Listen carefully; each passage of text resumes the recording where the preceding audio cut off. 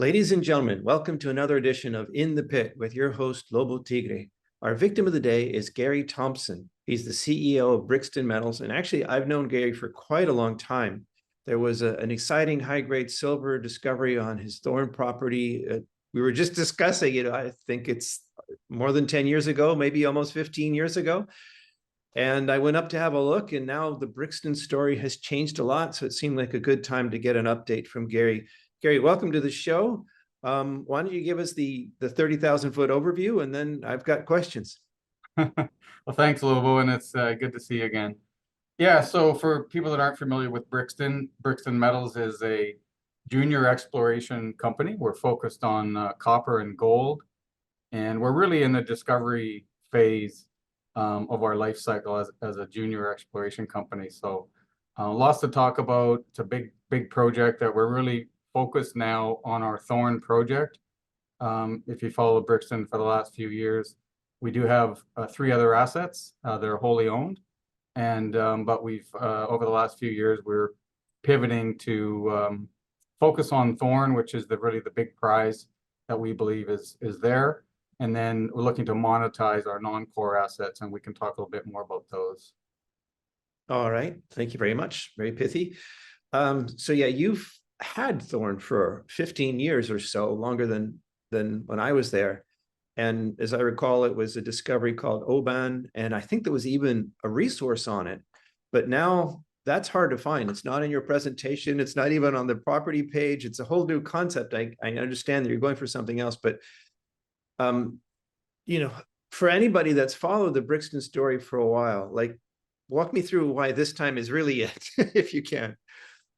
Well, I mean, yeah, the story's evolved, and so just to back up a little bit, so we were listed in December 2010, so it's certainly been a while, and Thorn was our listing property, and of course we had some good drilling success on our first campaign, as you mentioned earlier. The Oban discovery, it was hole.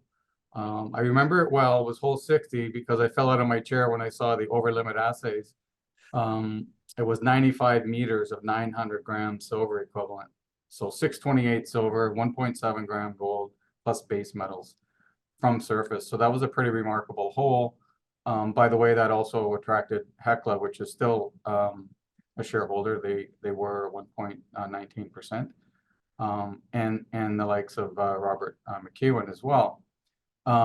Yeah, so things have morphed.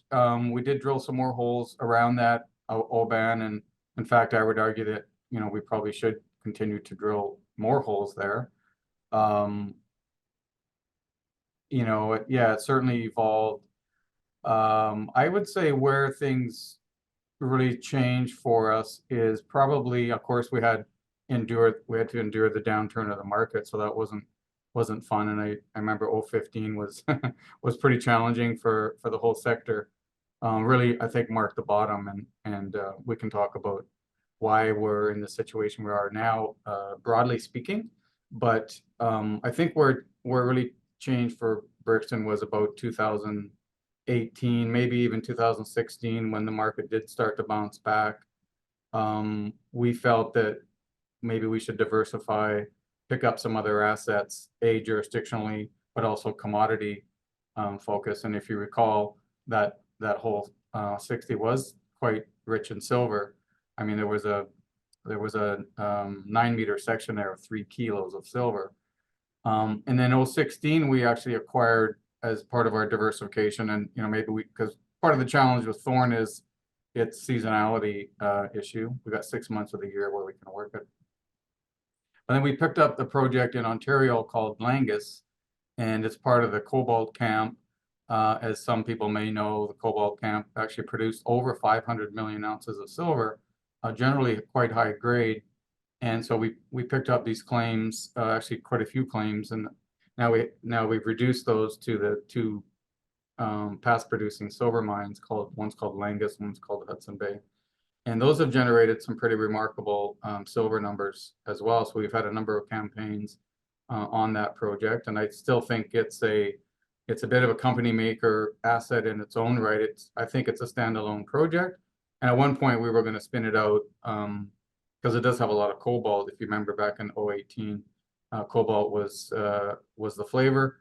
There is a lot of cobalt there. In fact, we've been testing some interesting cobalt trends on that. Of course, then we picked up the Hog Heaven asset in Montana from Pan American Silver, and this is actually quite a neat story because we acquired that from Pan American Silver for $1 million in stock back in 2017 when the market was, you know, still pretty close to the bottom. And then we spent a couple million on it to drilled some holes. I think we drilled 7 holes. We did a lot of, it was old data from, you know, way back when it was a permitted mine to get built. There was some past production. So there's a lot of paper data. So we spent a couple of years compiling all that data into, you know, built a 3D model and did some groundwork on it with some good success drilling. And that work attracted Robert Friedland to Brixton, where he wrote a check into Brixton. And around that time, we struck a deal to farm that project out. So that's one of our, I guess, kind of morphed into our, as I said earlier, we've changed from having a bunch of projects to and now really focusing on Thorn and in the process of monetizing our non-core assets, which we would classify as Langus and Hog Heaven and Atlin, which is another project we acquired. So we struck this deal with, it was HPX at the time, and now that's been rolled into Ivanhoe Electric, which I'm sure many viewers are aware. That's Robert Friedland's new US focused, well, actually they have projects in Saudi Arabia now too. So they have to spend $40 million US and pay Brixton $4.5 million to get 75% of that. So that's part of our monetization strategy, and we'll look to do hopefully similar deals on our other non-core assets. All right, so to put it bluntly, we drilled Oban, and it was a, you know, long high grade, but then we drilled all around that kind of Swiss cheese the area and really didn't come up with something big enough to move the dial. So we pivoted in other directions. But then with the part missing, and I get that, but the part missing is how do we come back to the camp, you know, porphyry discovery? What made you drill in that direction? That's a deep target. And did you catch some sniffs on it on the edge of Oban or Trapper or something, or what took you in that direction to what's the focus now at Thorn? Yeah, it's a good question. So yeah, time flies, and you know, we did put out a resource. You did mention that, and that resource was published in 2014. It was 21.5 million silver equivalent ounces. So, and that was based on the drilling we had done up to 2014, including the Oban diatreme and some of the other high sulfidation veins and breccia zones that were drilled, that we drilled to that time. I guess around 2018, a couple things changed. We relogged some of the holes in around the Camp Creek corridor. In fact, one of our Glenfiddich holes was a Glenfiddich zone that was part of that resource. Couple of things that came out of that is there was a 2.2 meter drilled interval, just over a meter true width of massive tetrahedrite and energite, ran 10% copper over that interval, plus quite high silver and some gold in there. And further down in the bottom of that hole, that was fairly high up. So we know that these high sulfidation systems can form on a top vertically above a porphyry system. But we started to recognize A-type porphyry veins in the bottom of one of these holes down, I want to say around maybe 300 meters depth or something, which was most of the drilling to date at that time were quite shallow, 100, 200, maybe 300 meters deep. And in addition to that, one of our deepest holes at the Oban, when we did that follow-up drilling around the high-grade silver hit, one of those holes ended in, I believe it was 0.5% copper. So there was some pretty good, and so that was one hole that was ended in actually in good copper grade. And there was another hole nearby there, I think that was 30 meters of 1% copper in the Oban. So we looked at that, and by the way, that's about 1 kilometer apart. That drilling that we did in the high grade vein that I mentioned and the Oban, that was about 1 kilometer apart there. So what it kind of made us think a little bit about is what's the model here? What could we you know, geologists love to have these models so you can kind of figure out where you go next. And one of the models came to light was a deposit in the Philippines called Lepanto was the upper part of the mine in the Philippines, but there was also an area called far southeast, which ended up being a deep copper gold porphyry discovery. And one of the reasons that what led them to that porphyry discovery was this diatreme unit that a breccia zone that they started to see mineralized fragments, porphyry fragments with chalcopyrite and moly in those fragments. And then they just basically drilled down, followed that kind of led them to this big discovery. Now it's quite a large, rich copper gold porphyry. And it doesn't start till 600 meters depth. So 600 meters and below is this big porphyry. So we use that model as well. Look at if, and this goes now a year forward. So 2019, we had I'm going to call it a micro budget. We had $1 million to go to Thorn. And we said, well, what could we do for $1 million at this project? And we thought, well, not much. But if you could drill a deep hole in through this diatreme and actually tap and using that Lepanto far southeast model and tap into the porphyry, that could be a game changer for us. And so I think some people thought we're a little crazy. They're gonna go drill one hole, spend your limited budget on one big hole, and that's talk about shooting for the fences. So we did that, and we were successful in a couple things while we drilled. Again, focusing on the copper part of the system, it was a little bit different angle and vector than the silver part of the system was.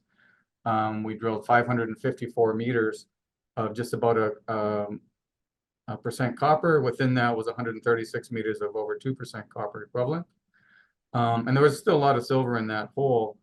We actually didn't get to depth because as we got down to about 829, and there was a section there that looked pretty dead.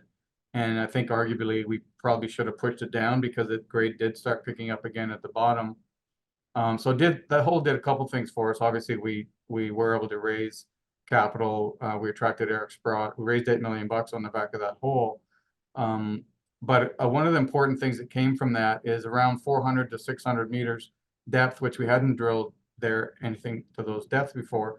We did start to see those fragments, porphyry fragments with veined chalcopyrite and moly in that part of the hole. So we said, well, great. So actually there is evidence of a porphyry coming up through this diatreme, just like we've seen in other deposits like the far southeast I mentioned earlier. So that gave us some confidence there's a porphyry, and then you combine that with, oh, by the way, a kilometer to the west. Remember those veins we started to see, and we started those high sulfidation copper rich veins. Then in fact, we did drill a few more holes in around Oban from the hole 150. They weren't as successful. It turns out that it is a fairly narrow pipe. So we haven't physically made that connection to the breccia pipe down into the porphyry, and I still think that's something we should explore at some point, but it does look fairly deep. In the interim, we jumped over to the west where it looked like we were closer in elevation, also in the valley, the bottom. The elevation does creep up as you get to Oban versus on the west. We felt that we were lower, closer to the porphyry if it is a deep one. So we drilled a number of holes, and it wasn't really till 2021, hole 183 and 184, where we actually confirmed the porphyry. We're drilled down to 1,200 meters depth. And lo and behold, there's a blind porphyry discovery. I think 184 is still one of our,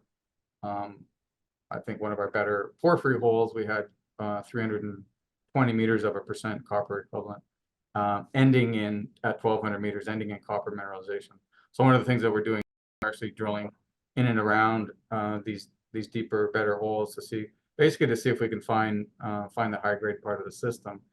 Now, to put it in context, we're talking about a kilometer by kilometer block, and we've got 14, 15 holes into it.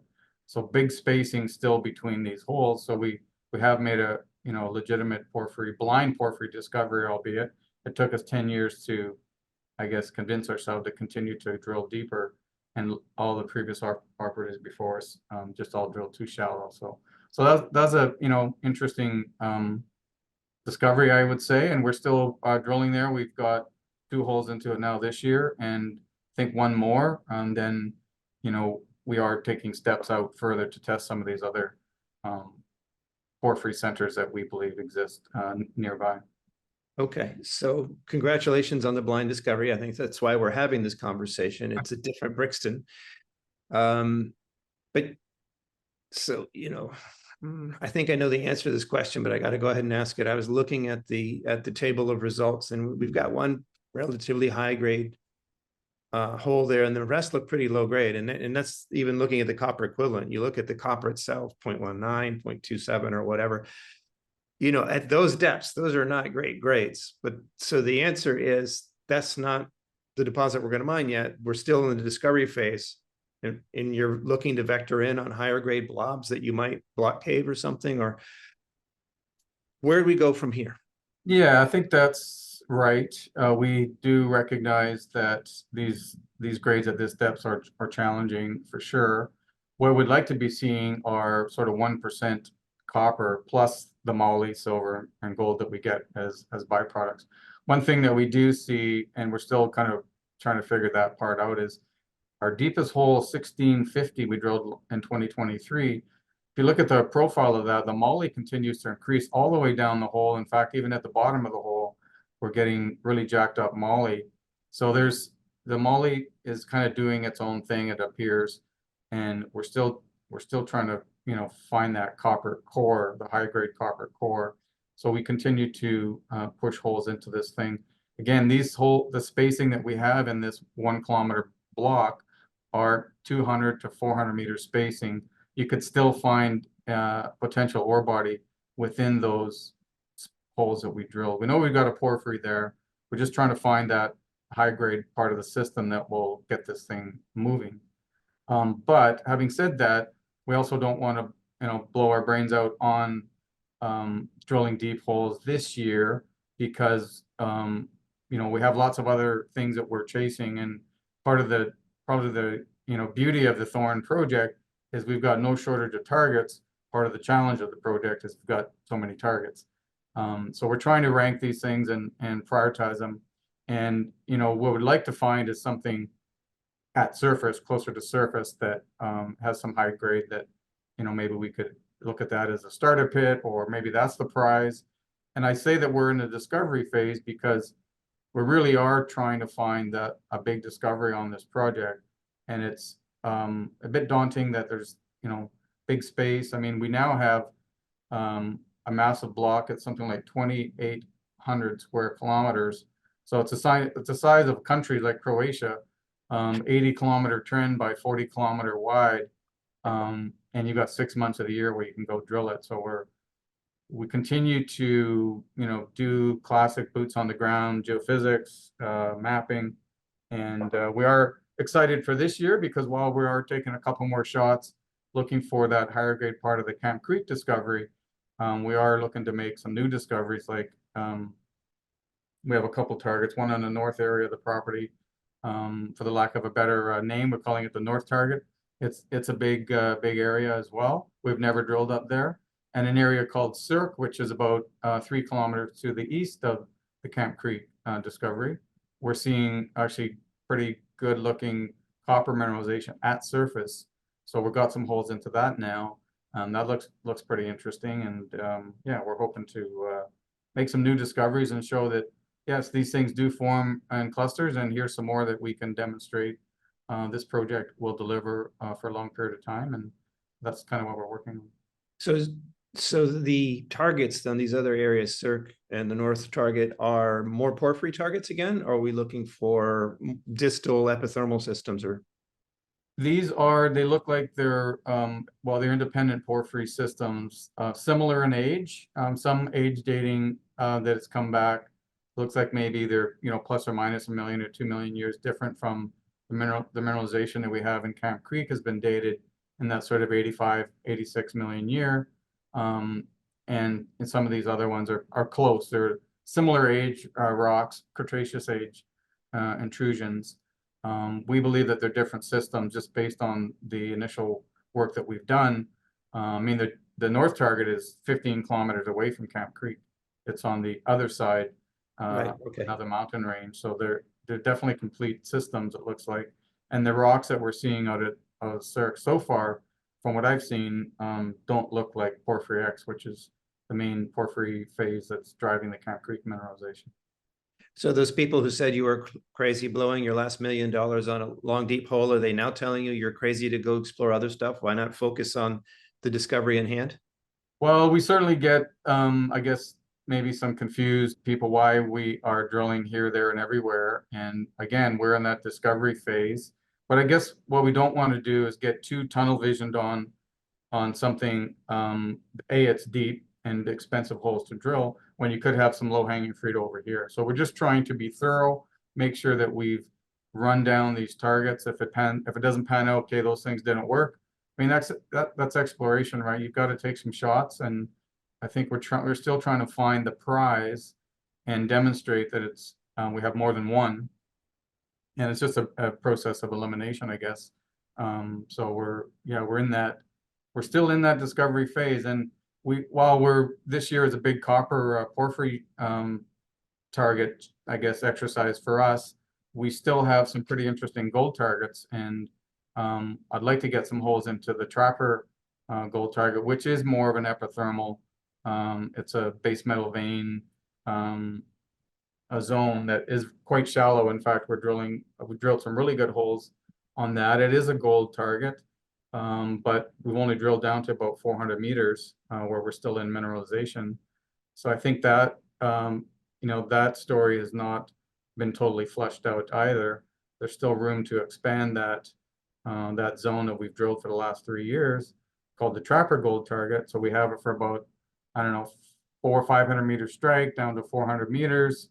And just to remind the audience why they should be interested in Trapper. Well, we pulled some pretty remarkable gold, like hole 205, that was 64 meters of 5.7 grams of gold, with about a 30 meters of 10 grams. So some quite high grade. We do see visible gold.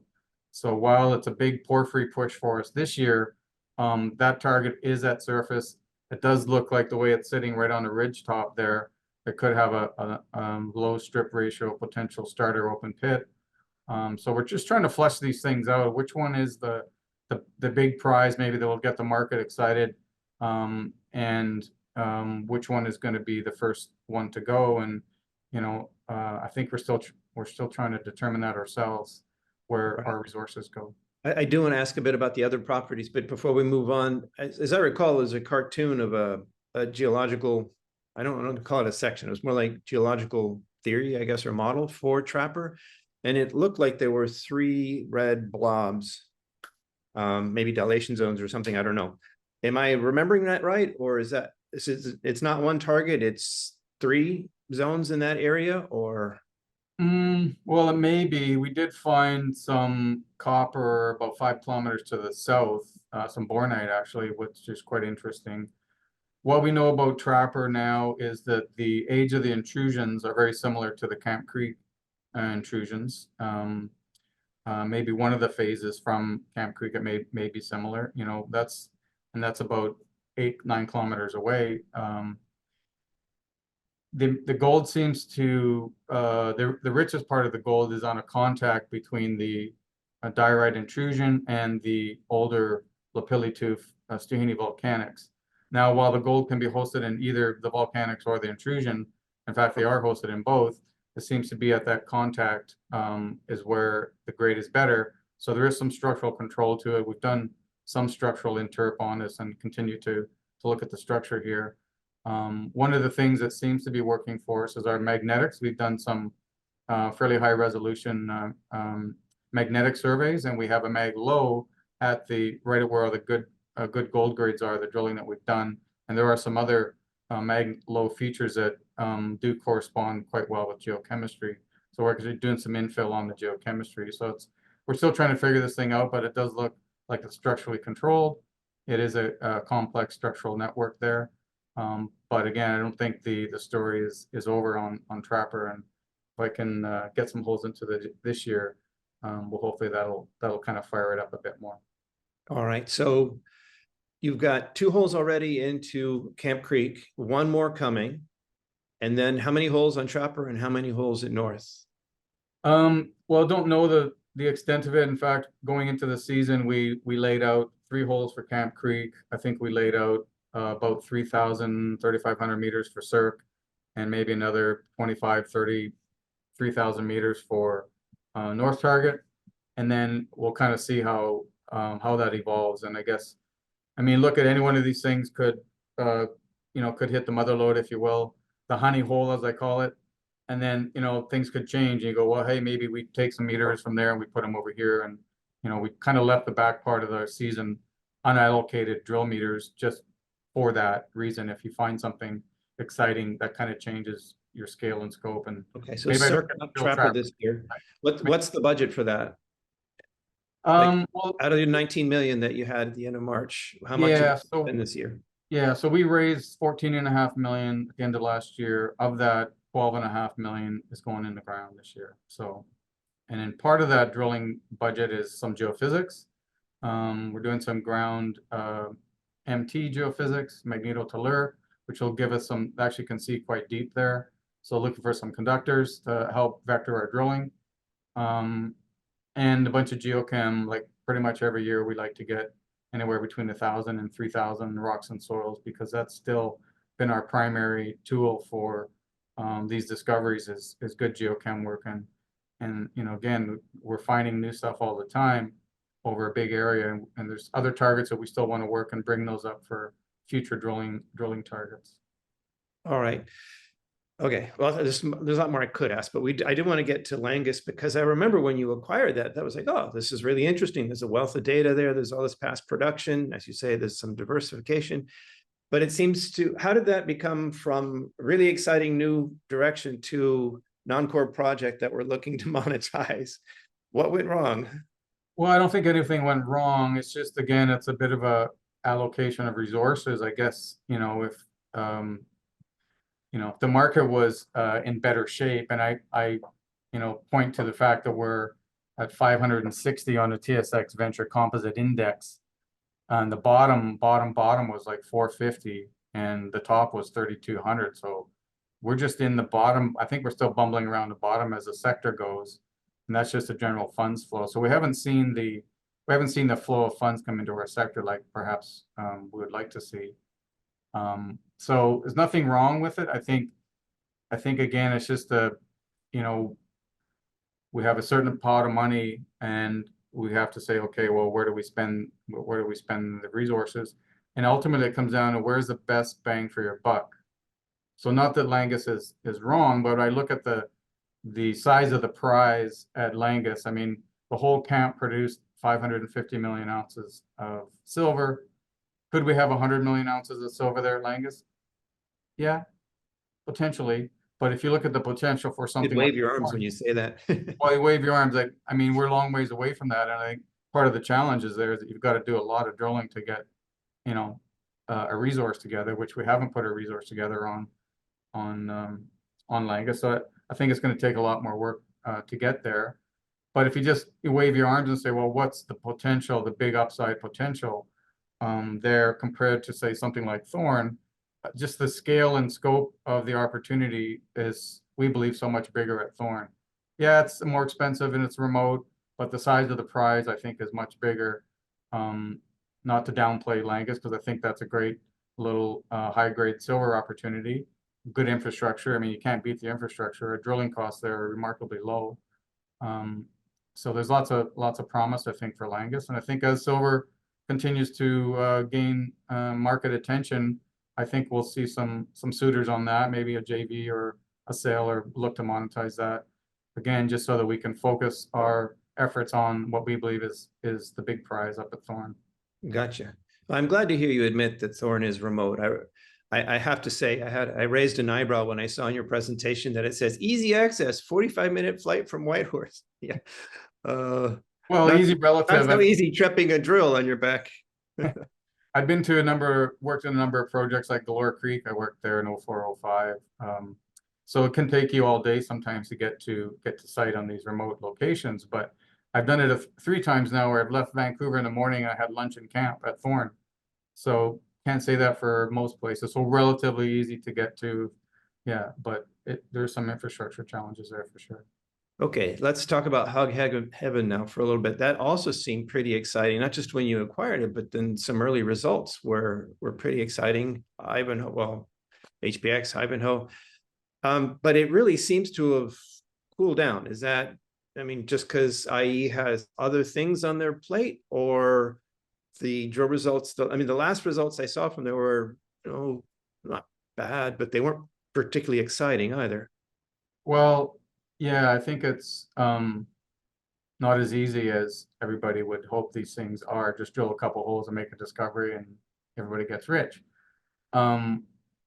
But what's interesting about it and what we've learned about it is that it's a big high sulfidation system. In fact, even the drilling that we did down to 300 meters, we're still in mineralization, still in the high sulfidation part of the system, which we know that lies generally above a porphyry mineralized system. We know that there's more diatremes and intrusion phases than I think everybody thought previously. And so it's taking a bit longer, I would say, to find the copper porphyry part of the system. And the drilling that they've done and released results on, there's every indication that there is a porphyry copper system down there. The question is, where is it, and what's the grade and all that stuff. And I think that part of the story is yet to be told. We're all quite encouraged by what we're seeing, but it is exploration, and you've got to do the work to figure it out. And I think it's in good hands, and I think eventually they will get there. It's all the evidence suggests there is a porphyry. Again, it's just a question of a depth and grade, and when do they tap it. And obviously we're fingers crossed that they have that success soon. Well, I've noticed that they haven't disappeared Hog Heaven from their list of projects on their website. That's always a bad sign when that happens. So it's still there. It still seems to be an important project for them. But can you give us any more color on that? How excited are they? Are they, what work is yet to be done this year, and are they committed to carrying forward? I mean, they have a long time to earn in. So, yeah. What's happening on the ground now, and what does that tell us about, how close we might get to that discovery? Yeah, I feel they're really close. I mean, they've been, I think just taking their time and trying to understand it, because these things can be complex, and they don't want to rush into maybe too many drills going out of the gate. I feel like they're getting close. Like if you follow the progress of drilling results that they've done, yeah, they've been drilling lots of different areas, but it looks like the vector is getting tighter and closer to that discovery. And we won't know until we know it. Yeah, it is 11-year earn-in, and they're about 3 years into that. But I was going to ask, where did that number even come from? I don't think I've ever even seen an 11-year earn-in. That's a long time. It's not too uncommon if you look at these option agreements with the majors. It is a bit of a major structured deal. It's a 2-phase. They have to spend 15 million, pay Brixton 4.5 to get 51%, and they're pretty close to that already. I think they're ahead of the schedule as far as the spend goes on the project. But look, I think if they actually tap the porphyry and make that discovery, and the grade looks good, they're actually into it, this thing will accelerate quite rapidly. So it's just a process of trying to. I think they've done all the geophysics they can do. They've got their deep typhoon. They've got some good imaging on these conductors, and something there that they just have to test it and get it in a drill hole. And yeah, time will tell on it. We just have to wait and see. But if you look at the progress they've made, it's looking like it's getting closer and closer to something significant. And with the I was kind of surprised to actually see you acquire that and then turn around and JV it. And I get that $40 million is a lot of money, though if it's back-ended, you may never see all that much of it. So it's very encouraging to hear that they've spent close to the 15 already. I didn't know that. But it also made me wonder, with all the remoteness of Thorn and costs and everything like that, why did you option that out? And why not? Why didn't, if Hog Heaven is exciting enough for Ivanhoe Electric, why wasn't it exciting enough for you to hold on to and advance yourself? Well, it was a bit of a complicated project. And I guess prior to doing that deal, we had 4 projects in our portfolio. We just simply couldn't fund all the required exploration for each asset. So we had to carve some of these off, and now we've gone to, I guess, the far part of that monetization of our non-core assets and focus on Thorn. I think, again, we believe Thorn is the prize, a big prize that we will demonstrate that in time. And if we can monetize these things, to take away from the time and funding and resource allocation that we need to put on many projects. If we were a much bigger company and we had bigger capital resources, we could hire more people, we probably would. But given, we're like a dozen people here, and we found that the Hog Heaven it did take up a lot of our resources and our team's resources and time and energy. And we just had to pick and choose our battles, I guess. And yeah, we still believe that Thorn just keeps coming up on top. The scale and scope of that project just keeps coming up as the prize, and that's where we're focused now. All right. So, presumably you've had your joint venture meetings with them, and how far into this year. I mean, it's July, so presumably they still have a lot more work left to do this year. Do you know, or can you tell us what more we might expect out of news flow from Hog Heaven this year? Yeah, I mean, they're also drilling on deep holes there. I mean, they're in over 1,000 meters in depth. I don't know what the ultimate depth may be. They may have to go to 2K on some of these holes, but if the grade is there, I mean, I use that same example. Give me a reason to go to 2 kilometers. If you've got high grade, you're not going to shut a hole down in high grade. So, yeah, I guess there is some news flow, I think, will come out of Hog Heaven. And fingers crossed, it's the big exciting discovery that everybody wants to see. But we won't know until we get that. So they are actively drilling there with 1 drill now, and that'll continue on, I think, until they have tapped this porphyry. And then I think it'll be probably a lot more drills, and the news flow will accelerate on that project if and when they actually get into the porphyry. Until then, it's going to be a bit of a slow walk and try and figure it out. Use the data that you're getting and help vector in, to the core of the system. All right. So more news flow from there, but probably nothing from Langus or Atlin this year. The rest would be Thorn. Well, I guess, we do have a number of CAs in place, and we continue to have dialogue with various groups on both Langus and Atlin potentially. Okay. Well, a deal, that could always happen. But I meant there's no exploration budget for. Yeah, there's no budget for Langus this year. We've done a lot of work on it. Our holding costs are quite remarkably low there, so we're not, we're just, if the deal is right, we'll get something done. If not, we'll hold on to it until a better silver market, perhaps. Atlin, we do have to spend some money there, but it's in the quantum of a few $100,000, maybe 300 grand worth of work just to maintain the claims that we have. So I think there's a minimum amount of work that we're going to do there, but I don't think it's drilling this year. I think it's more target generation. We do have a couple of interesting high-grade gold targets in the Atlin gold fields. And by the way, if people aren't aware of Atlin gold fields, it's been producing gold there since the Yukon Gold Rush in the late 1800s. And one of the largest gold nuggets in Canada came out of their 85-ounce nugget. But one thing that's interesting about it is that it's a big area, and we got, I guess we're about over 500 square kilometers there. So we have a pretty big block there. But the way I describe it to people is there's gold coming out of pretty much all the drainages and creeks there. And it's wiry gold, it's feather gold, i.e. it hasn't come very far from the source. It's just, again, it's one of those allocation of resources, and it's not too far from Thorn. It's actually about 120 kilometers away.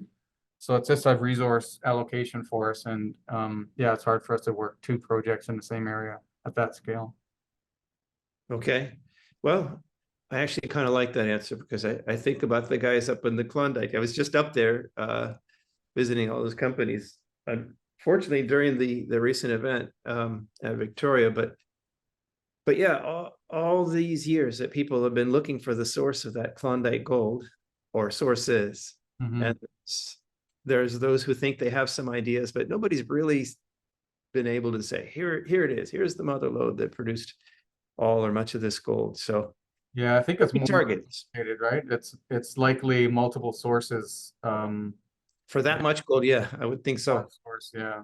But Well, there's evidence. I mean, in Atlin, there's evidence. In fact, the Yellow Jacket, one of the zones that there was a historic, they tried to mine it, and there's an old historic resource on it.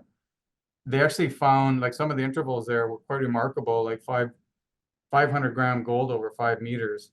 And the way they found it was they were placer mining all the gravels, and as they were getting to the bedrock, and then they were scraping away at the bedrock, and they started to see these veins, gold veins, and then of course, oh hey, Homestake was in there in the 80s, and of course they were drilling in around there. So yeah, there's multiple sources to all that gold, and I guess that's just going to take time for someone to figure it out.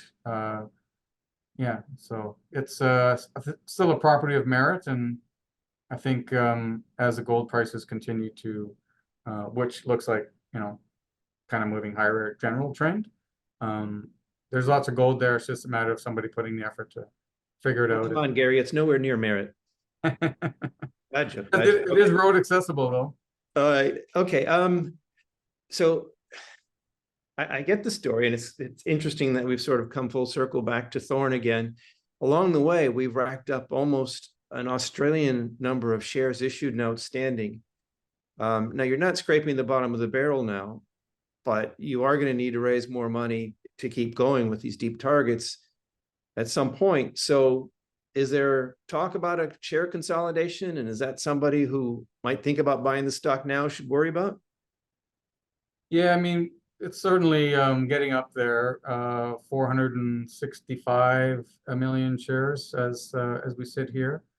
I mean, I will say though that we've traded a lot of stock. We're 86 million shares traded this year to date, so our liquidity is quite good. I don't like the big share count. I don't like our share price. Puts us at about a 43 million market cap company, but I would say it's not on the table for a consolidation at the moment. I still think there's some value to be delivered to shareholders, and I think we've got a good portfolio of assets that investors should want to own with the exposure potential we have for copper. And we've been successful in attracting some big mining names like BHP, Robert Friedland, Eric Sprott, Rob McEwen. So we've got some strong names in Brixton supporting what we're doing. We've been able to raise capital. We raised 14.5 million at the end of last year when a lot of companies were challenged, and it's been a challenging market to raise capital. But it's always that question: do you raise the money and go do the work to try and unlock the value, or you sit back and don't do anything? I mean, that is a strategy, is not to do anything in this market. But we're not in that camp. We believe that drilling holes and making discoveries is the path forward, and that's how we're going to unlock value for shareholders. I do remember back in 2008, the companies who really, I mean, almost everybody pulled in their horns and their budgets, but there were a few that just kept going because they, figured it would bounce back, and they were right. So then in 2009, when gold was starting to go on that epic tear up towards almost $2,000 in 2011, right? It started in 2009. Actually, gold ended the year up in 2008. At the very end, it popped up. And so the teams that kept going were the ones that had the news flow and were the most recognized in 2009. And the original Osisko was an example of that. And not the current Osiskos, but the original one. Well, I remember was one that just kept drilling and kept delivering results right into that big ramp up in gold in 2009. So I get that, not wanting to just stop. But, got to ask, almost 500 million shares, it's starting to sound like you should pick up an Australian accent there. Well, actually going to Australia in the fall for Cool. some marketing. There's actually some interest out of Australia. Their market seems to be a bit more robust on the mining side than the Canadian market has been, where there's a lot of other options for people to invest here, and so we do have some interest out of Australia, and of Well, course yeah, St. Barbara acquiring Atlantic, you know, they've had some good success down there, and some of those companies are cashed up and Mhm. looking to grow by acquisition. So that makes sense. I know you can't reveal anything like that, but we'll stay tuned for that. Okay, listen, Gary, you've been a good sport, but I've got one more question. We're talking about shares and whether to invest now or not. And I always ask everybody, how much of your own hard-earned cash have you put into this? What's your skin in the game? Why should I risk mine? Yeah, and I do have a lot of skin in the game. I can tell you exactly where it is at, because I know every nickel that went in, and it's 1.3 million after tax dollars. And I can tell you that my average cost is quite a bit higher. We're probably in that 24-25 cent range. So I feel the pain like shareholders, and we're going to do everything we can to create that value and unlock that value for shareholders. I know it's tough out there. It's been a tough few years in the market in the junior sector. But I think we're on the right path here, and we're going to keep at it. Okay, well, we appreciate you putting your money where your mouth is, and I think that's a positive note to end on. But if you have one last thought, go ahead and give it out there. Yeah, sure. I mean, look at we're fully funded for this year. The price of our shares is remarkably low if you look at the long term. It's a bit frustrating for me, but I think the fact is that we're going to have a lot of drilling results come to market. We haven't put out any results yet, so we just started drilling a little while ago. So good amount of news flow to come out from Thorn, and obviously with our partner in Ivanhoe Electric at Hog Heaven. So we've got a couple of things happening that's going to generate a good amount of news as we go into mid and latter part of 2024. So stay tuned. The BrixtonMetals.com. All right. Well, thank you very much. Do keep us posted. Thanks. Appreciate it. Thank you for watching this edition of In the Pit with Lobo Tigre. If you enjoyed or found value in what you just saw, and you're watching this on any sort of social media, please do hit the like button and the share link. Send this on to anybody you think might be interested. That helps us out a lot. If you're watching this on YouTube, please do hit the subscribe button as well. The number of subscribers helps us get more valuable content to you as well. On the subject of subscribing, I'll quickly say that if you're not a subscriber to our free weekly Speculators Digest, I encourage you to sign up. I promise if you do, we will not send you a flood of daily advertisements. You get one free weekly digest with original research not published anywhere else. Check it out at independentspeculator.com. Thank you and have a great day.